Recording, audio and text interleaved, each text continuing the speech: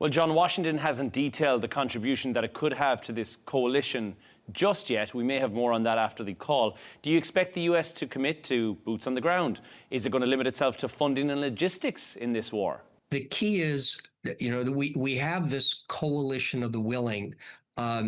It seems more like the coalition of the unsettled, the coalition of the uncertain, the coalition of we don't really know what we're going to do. Politicians love macro statements. They love to talk about the big picture. Ukraine's places in the EU, Ukraine's places in NATO, as long as it takes.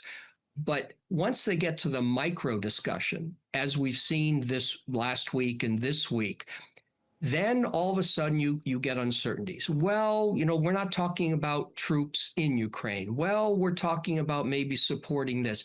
Well, maybe we'll talk about logistics. Well, maybe.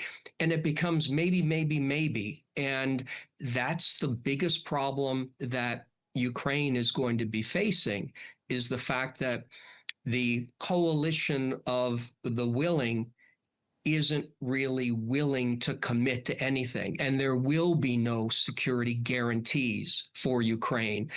Even the words are thrown out: security assurances, security goals, security cooperation.